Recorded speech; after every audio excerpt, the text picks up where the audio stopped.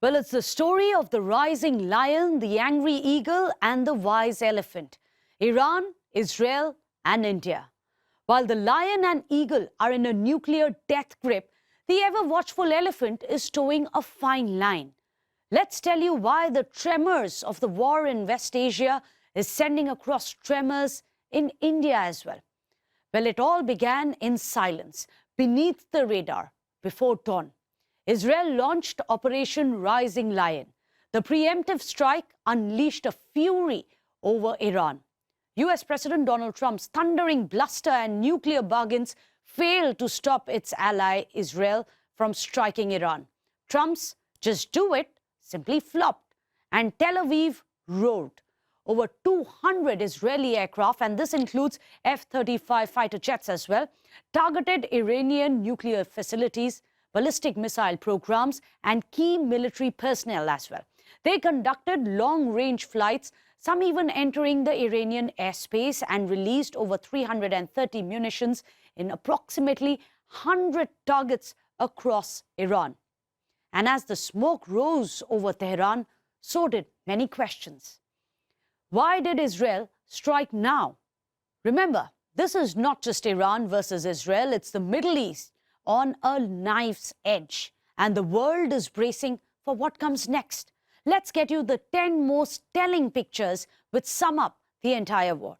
The first one that you can see on your screens, well, this is Israel deploying F-35 fighter planes for Operation Rising Lion. The aircrafts are notable for their supersonic stealth. Picture 2. We show you the personnel of Israel's Air Force who climbed into the F-35s. The third picture is of IDF personnel monitoring the operation up close. The fifth picture is Israel's pilots who were prepared. All they needed was a signal to take off. The skies were still dark when Israel lined up its fighter jets.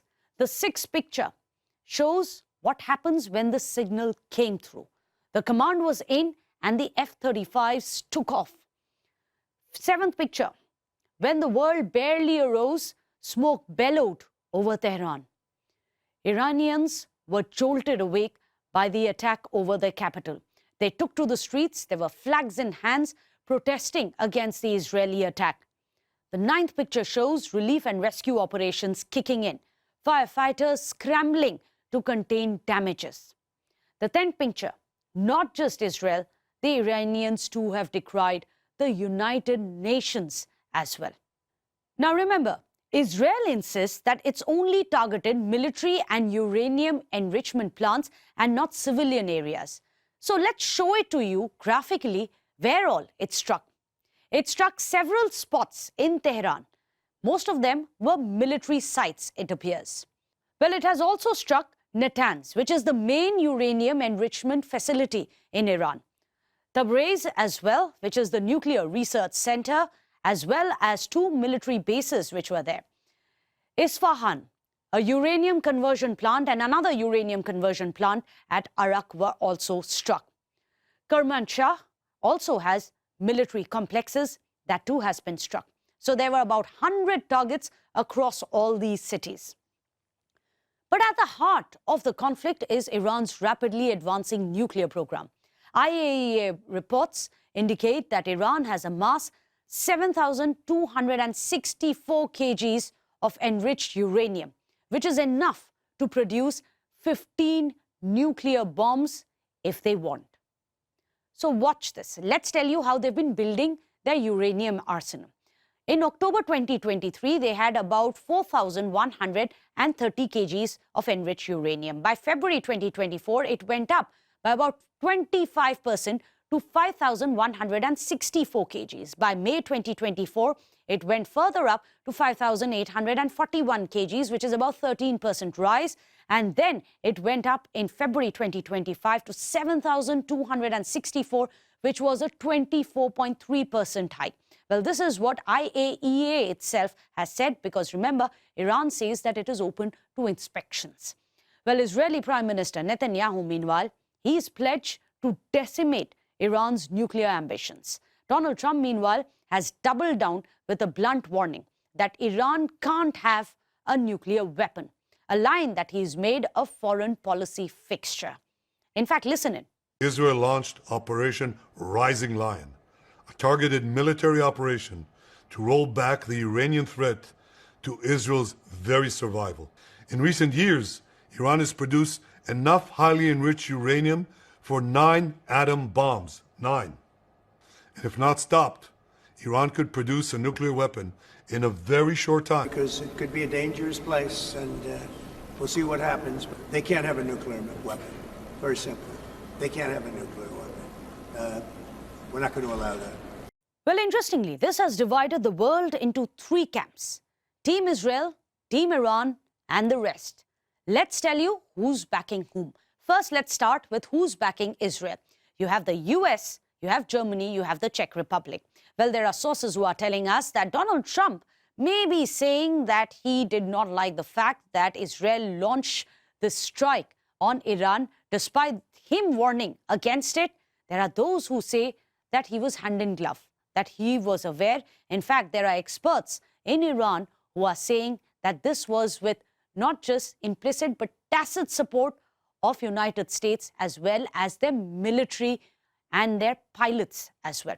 We, of course, will not know till there is a confirmation coming in from either US or from Israel. Meanwhile, who's backing Iran? Team Iran essentially comprises of China, Pakistan, Saudi Arabia, Oman, and Qatar. All of these have openly come out and backed Iran on this. So remember, a full-scale war in the Middle East or a broader region could definitely impact India and Indians. Why do we say that? Let's break it down in numbers. The number of Indians in Israel is over 1 lakh. Indians in Iran itself comes to about 10,765. Number of Indians in Gulf and West Asia on the whole is about 90 lakh. So as you can understand what it means to be caught in this crossfire in the Middle East. Now remember, a full-scale war could disrupt supplies as well as push up the prices. So let's discuss what it means for India's economy as well and how worsening inflation and slow economic growth may just be the side effects of this war which seems to be fought far away. Well, India imports 88% of its crude oil, and most of this is coming from the Middle East. This could disrupt any kind of a full-blown war, could possibly disrupt the supply chains. The prices would be pushed up, and this may worsen inflation and slow down the economic growth. But let's tell you about the choke point. The disruption in global oil shippings as well is something we must look into.